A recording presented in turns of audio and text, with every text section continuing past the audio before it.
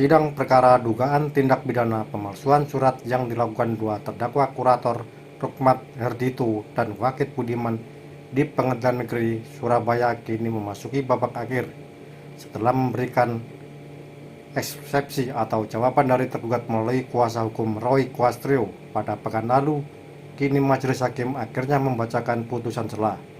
Dalam putusan sela, majelis hakim Pengadilan Negeri Surabaya menolak eksepsi terhadap kasus dugaan penundaan kewajiban pembayaran utang atau PKPU PT Alam Galaksi yang markup nilai tagihan kreditur yang diajukan ke perusahaan properti tersebut di Pengadilan Niaga Surabaya.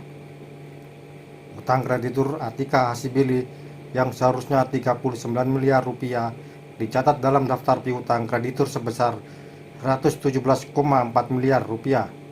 Tagihan kreditur Hadi Sutino yang semestinya 59,1 miliar rupiah dicatat oleh kedua terdakwa menjadi 102,6 miliar rupiah.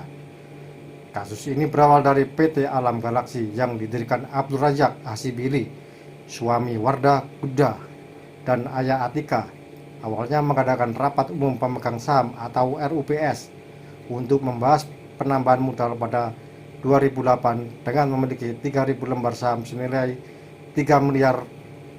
Wardah dan Hadi Sutiono masing-masing dengan 1.000 lembar saham senilai 1 miliar rupiah. Pada 2016, RUPS luar biasa dilaksanakan untuk membahas penambahan modal dasar dari 250 miliar menjadi 350 miliar dan ditempatkan dari 220 miliar rupiah menjadi 300 miliar rupiah. Laporan keuangan perusahaan tersebut kemudian diaudit dari auditor independen pada 2020. Namun belakangan ini terjadi permasalahan antara Atika menarik saham orang tuanya senilai 39 miliar rupiah.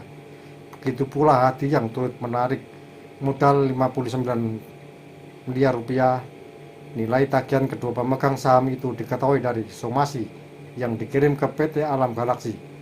Namun belum ada penyelesaian. Akhirnya Atika mengajukan permohonan PKPU terhadap PT Alam Galaksi di Pengadilan Niaga Surabaya dengan ditunjuk terdakwa kurator Rukmat dan Wakid sebagai pengurus PKPU tersebut. Dalam pengurusan PKPU, kedua terdakwa mencatat tagihan kreditur Atika 77,8 miliar dengan rincian tagihan pokok 47,9 miliar dan selebihnya bunga moratoir sebesar 6%. Sedangkan tagihan Hadi 89,6 miliar dengan rincian pokok 60,6 miliar rupiah dan selebihnya bunga moratoir 6%. Perbuatan terdakwa yang memasukkan bunga moratoir ke dalam daftar piutang kreditur tidak berdasar karena sebelumnya tidak pernah disepakati dalam berita acara pra-verifikasi.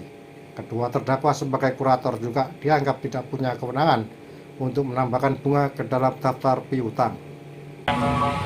Bahwa eksepsi dari penasihat hukum terdakwa telah memasuki pokok perkara, makanya sudah seharusnya memang harus ditolak. Oke. Terus apa?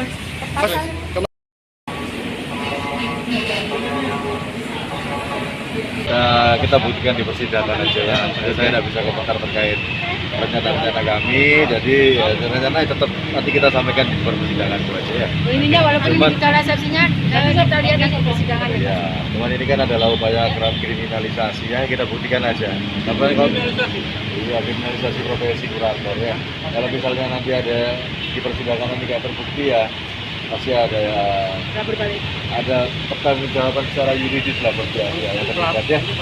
Ya itu aja ya, bukan buat pelapor ya, bukan buat pelapor tapi dia yang terlibat ya. Nama lengkapnya siapa?